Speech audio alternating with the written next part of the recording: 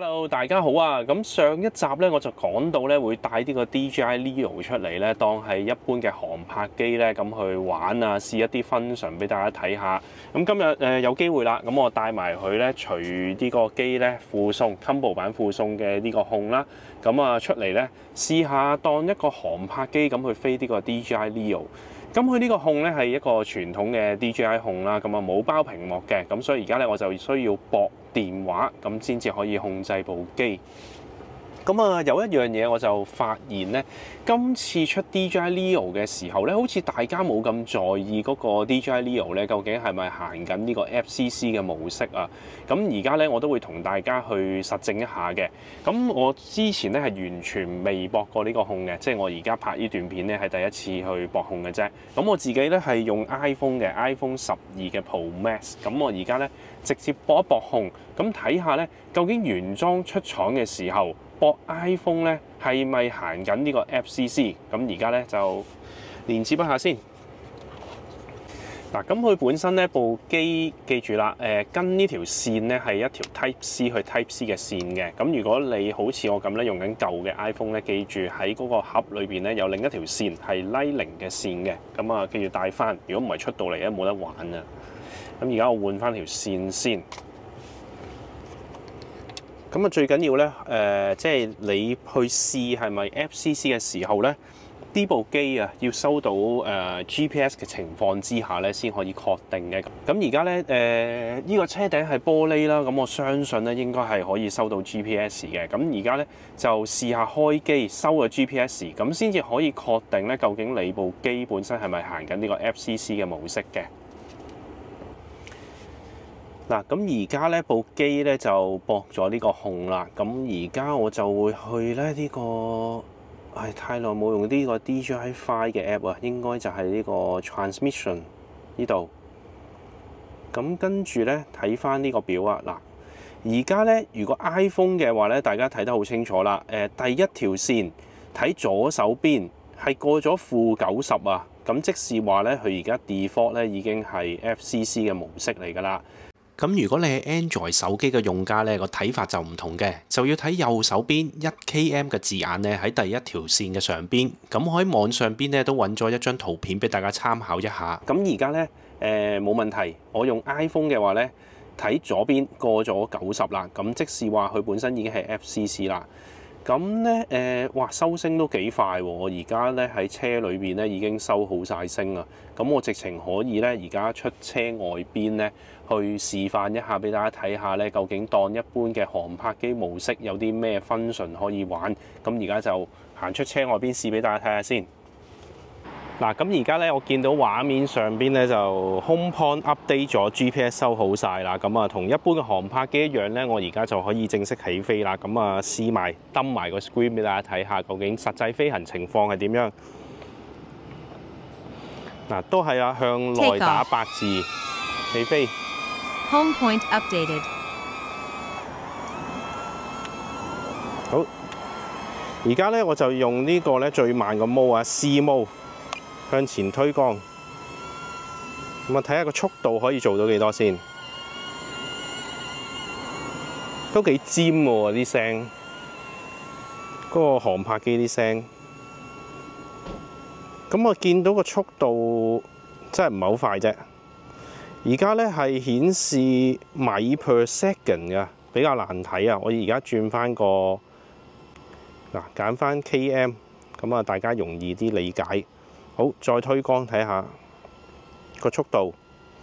嗱，如果用 C mode 嘅話咧，大概係推到6點幾 km per hours， 去到7。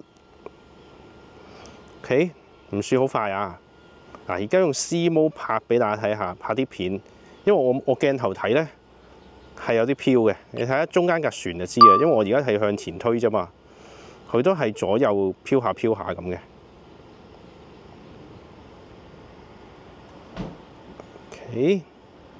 嗱，而家大家睇到咧就係 C mode 拍出嚟畫面，我冇左右推光眼，我純粹向前推啫，都見到佢開始有少少飄啊，一路飄緊向右啊。嗱，出埋呢個強風警告。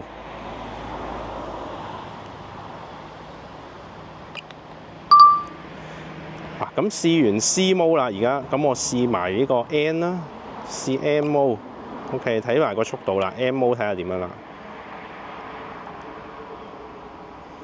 嗱，咁 N mode 咧，而家個速度上緊，去到13點幾、14。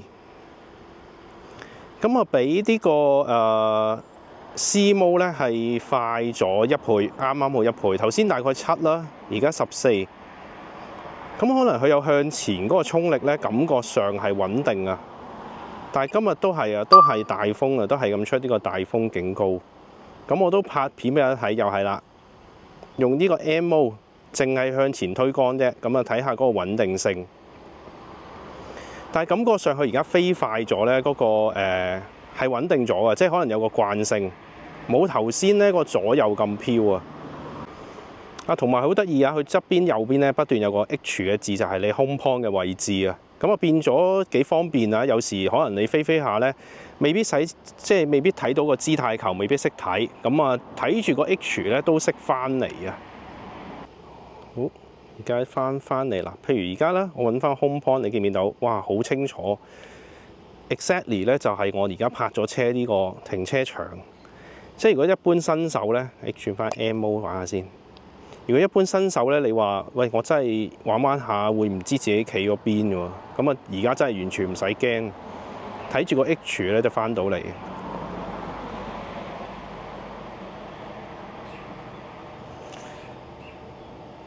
好啦，咁試完佢呢啲簡單嘅 function 啦，即係唔係話試咩 function 啊，就試下個速度。咁我而家睇下咧，佢有冇一啲好似 mini 咁啊，一啲咧 tracking 嘅模式嗱咁樣。都係有嘅。而家咧就係 spotlight 嘅話咧，即係譬如我而家跨住中間呢隻船咧，如果我係去航拍機，譬如咁樣啦，左右喐咧，理論上咧佢就會幫我咧跨翻住嗰隻船嘅，即係追蹤住嗰隻船。咁我而家擺翻個鏡頭喺中間，咁大家會易啲理解。而家擺翻喺中間，哇！左右真係有啲難控制喎，因為佢有啲飄。嗱，而家我擺翻中間先。好，譬如我而家咁樣啦，左右去做一個環移，佢就會咧做一個即係圍住隻船做一個 circle 嘅拍攝啊。呢個就係 spotlight 嘅模式。嗱，而家真係錄段片俾大家睇，睇下又係睇下嗰個穩定度幾高啦。咁但係記住喎，做呢啲環移咧，你要好華麗飄飄睇。係講翻先，做呢啲環移咧，你要小心啲咧，就係因為呢個 Leo 啊，佢本身係冇呢個避障嘅模式嘅。咁通常咧，啲人環移咧就會舐嘢啊。咁所以咧，大家要小心環移嘅時候咧，用部機左右望一望，究竟你側邊要行嘅路線咧，係咪有啲障礙物？如果係咧，你就要避開佢啦。好啦，頭先個 tracking 咧去到尾咧有少少甩甩地，咁唔緊要啦，翻到去再睇下。咁而家譬如我做另一個啦，呢一隻可能嗰個對比度高啲啊，多啲雜物，多啲顏色。咁我做個 point of interest 就係咧，佢自動咧做一個 circle， 即係頭先咁，但係全自動嘅。好嗱，而家校個速度，譬如我校快少少，咁樣。咁啊，而家速度比較快，咁所以咧，其實呢啲一般嘅 tracking 咧，佢都係有嘅。咁但係嗱，譬如呢一隻船咧，佢就甩甩地啦，就唔係跟得咁好啊。唔知係咪因為海面嘅反光嘅關係啊，跟得唔係咁好。咁我而家俾多次機會佢，再揾另一隻船。去睇下，或者揾個碼頭啦。嗱，碼頭呢啲唔會喐，咁出嚟嘅效果應該叫做穩定啲啦。我試下先。好，嗱，而家呢個碼頭啦，咁唔會喐啦。咁我就繼續啦，跨翻啦。中間有條燈柱仔，應該易認。好，做翻 point of interest，go。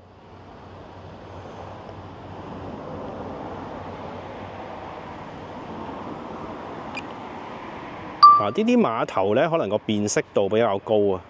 咁所以咧佢出嚟嘅效果就相對好啲，我覺得跨得都準嘅。嗱，佢不斷咁樣暫時啊上甩咁樣，但係都咬住嗰個燈柱。哇！不斷出呢個強風警告啊！好 OK， 咁啊停咗先。嗱，我自己覺得咧就收貨啦，咁樣即係機仔嚟講，算係追得幾好。誒，冇電啊！哇，喺港灣下冇電添。好，翻返嚟先。掛住拍都唔記得咗，好彩近啫。咁好啦，咁而家換咗一粒新嘅電池咧，可以繼續玩啦。咁呢一粒電咧就99%，全新即係啱啱插滿嘅。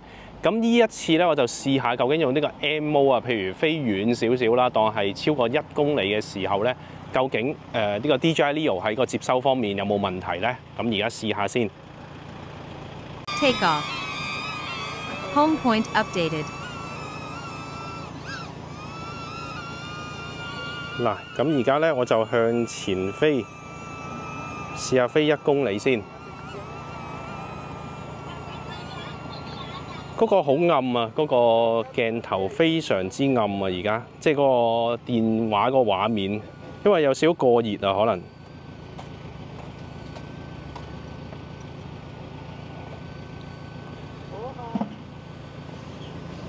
以呢個 DJI Leo 呢個速度咧，要飛1公里咧都幾折磨喎，其實。而家撳咗咁耐咧，先至飛咗160幾米。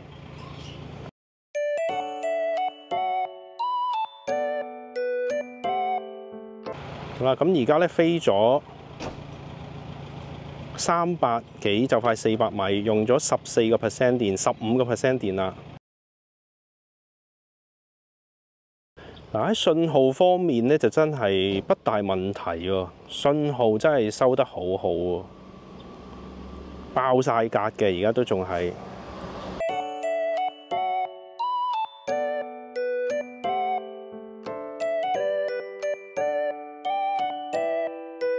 咁暫時睇天氣都 OK 啊，希望唔好飛到咁遠先嚟落雨啊。好啦，入直路啦。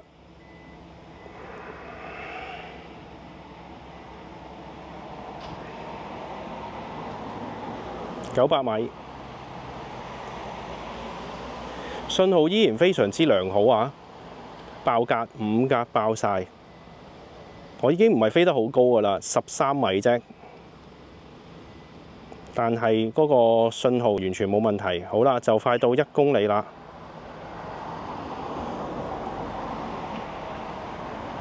好啦，1公里啱啱好，用咗33%電左右，32-30% 啦，因為我頭先起飛嘅時候咧就係99%嘛。